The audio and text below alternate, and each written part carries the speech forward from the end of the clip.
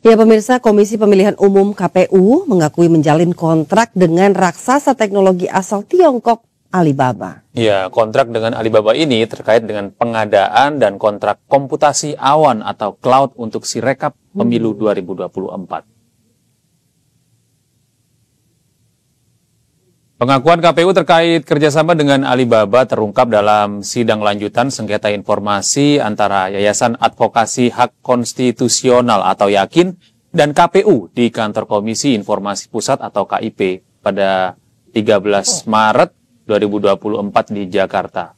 Perwakilan KPU, Lukman Hakim, mengakui adanya kontrak pengadaan yang dilakukan KPU dengan Alibaba. Hal itu disampaikan saat Lukman menjawab pertanyaan Ketua Majelis KIP Syawaludin. Diketahui kontrak antara KPU dan Alibaba merupakan salah satu informasi yang sebelumnya dimohonkan oleh pihak Yakin ke KPU untuk dibuka ke publik. Namun karena KPU tidak memberi jawaban yang memuaskan, pihak Yakin akhirnya menyengketakan KPU ke KIP.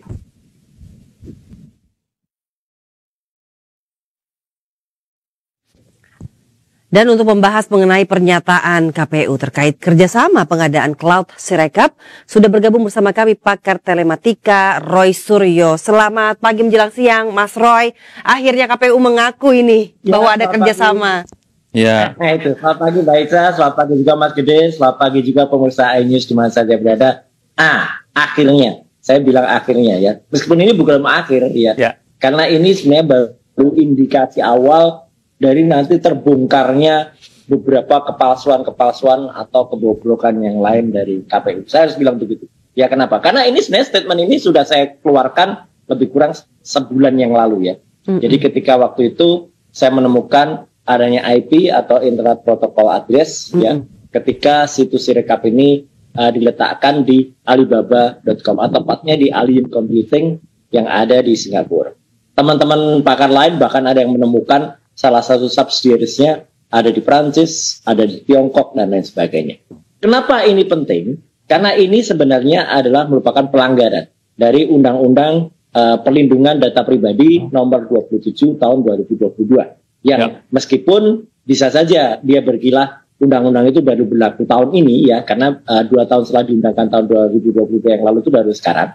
Tetapi itu namanya pelanggaran tetap. Karena apa? Sudah tahu nantinya misalnya akan lewat jalan itu kok tetap dilakukan itu. Dan yang penting apa? Data-data penduduk kita yang ada pada Silon, yang ada pada Sipol, itu semua diletakkan di cloud yang ada di luar negeri. Jadi ini udah bocor semua datanya, udah nggak bocor halus lagi nih. Ini bocor besar atau banjir ini seperti berita tadi di Semarang sama Proda itu data kita udah diobral keluar. Tanggulnya jebol ya Mas ya. Apa? Betul, udah jebol nih datanya. Dan sayangnya KPU pun harus melalui sidang untuk ngaku bahwa data-data itu ada di luar. Awalnya kalau kita lihat ya, 3 minggu yang lalu atau bahkan sekitar 3 minggu yang lalu pada hari Rabu, itu semua jajaran komisioner, ada ketuanya waktu itu dan ada salah satu komisioner yang cewek waktu itu, inisial DI, waktu itu kan bilang, meyakinkan, kami jamin data-data tidak ada yang disimpan di luar negeri. Tapi begitu mau sesi tahan jawab, bubar mereka, hilang semua. Nah, ini sama seperti kemarin. Kemarin pun sudah diputuskan di sidang KIP. Jadi sidang KIP itu penting loh ini ya. KIP itu adalah amanah dari Undang-Undang Keterbukaan Informasi Publik nomor 14 tahun 2008. Dulu kebetulan saya ikut serta membuatnya, bahkan sebelum saya jadi anggota DPR tahun 2009 waktu itu. Ya, jadi undang-undangnya tahun 2008. Saya mulai bahas itu dengan undang-undang ITE versi pertama nomor 11 tahun 2008 itu semenjak tahun 2000-an. Undang-undang itu gunanya apa? Kalau ada informasi-informasi yang seharusnya dibuka ke publik seperti saat ini, dia harus dibuka. Kalau tidak, mereka melakukan pelanggaran. Meskipun mungkin pelanggarannya ada yang sederhana, ada yang administratif, tapi ada juga yang pidana. Ini termasuk pelanggaran yang efeknya bisa pidana. Apalagi sekarang sudah ada undang-undang lain di belakangnya, yaitu Undang-Undang Perlindungan Data Pribadi. Jadi ini gak sederhana Mas Gede.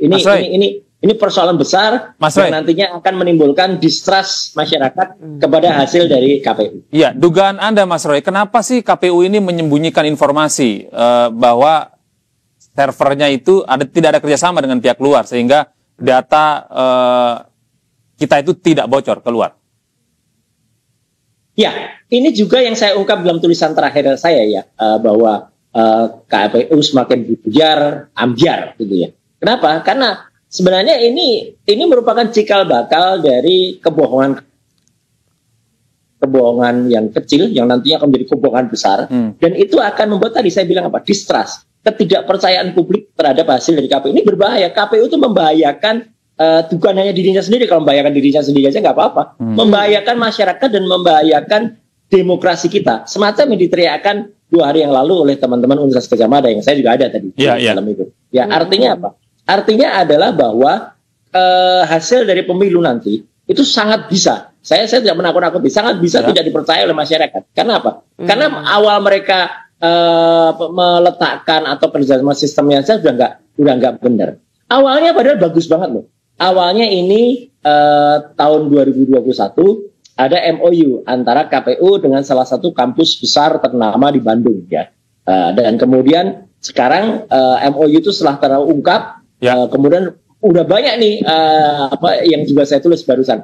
Udah banyak nih protes internal sendiri, bahkan Ikatan Alumni ITB sendiri itu sudah mempertanyakan rektor Kenapa, agar rektor itu mengaku buka semua ada apa di balik itu, karena mereka tidak rela. Saya yang bukan lulusan ITB saja itu tidak rela bahwa kampus besar Bandung yang menjadi kebanggaan Indonesia, Bung Karno pernah kuliah di Technical Hogeschool ke Bandung ya, ITB itu menjadi seolah-olah saya bilang seolah-olah terlibat dalam kasus. Padahal saya yakin itu nggak terlibat. Kenapa saya bilang terlibat?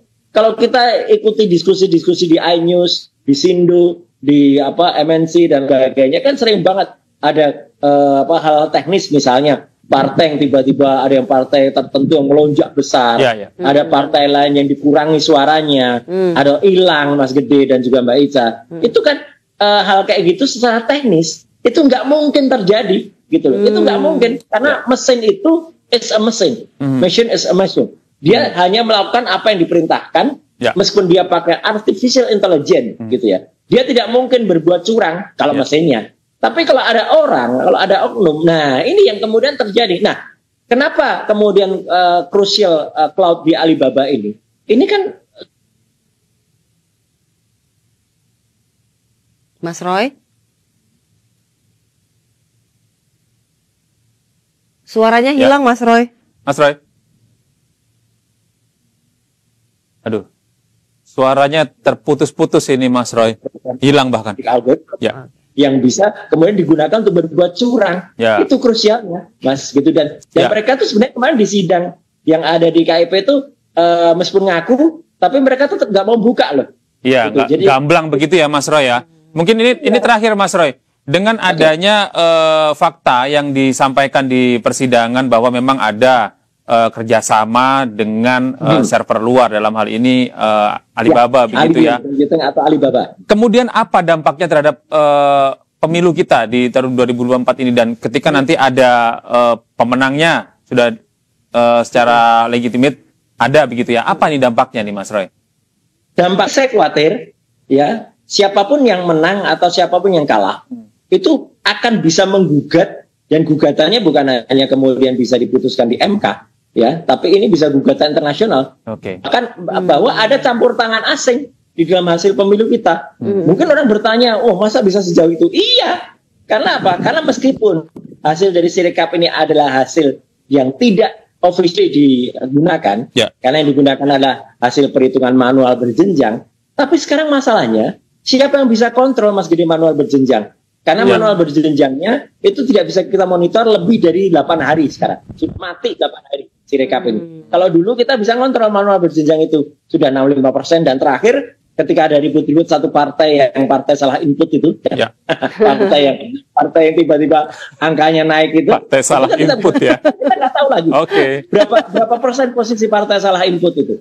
Ya kan gitu. Kan itu kan bisa tiba-tiba sudah di atas parliamentary threshold. Nah, udah ini akan sangat membuka peluang, dan tidak boleh kemudian nanti MK menolak laporan yang gugatan yang jauh lebih besar daripada hal yang seharusnya. Kenapa? Ini jelas kalau sudah ada intervensi asing Saya sebut sudah ada intervensi asing semacam ini.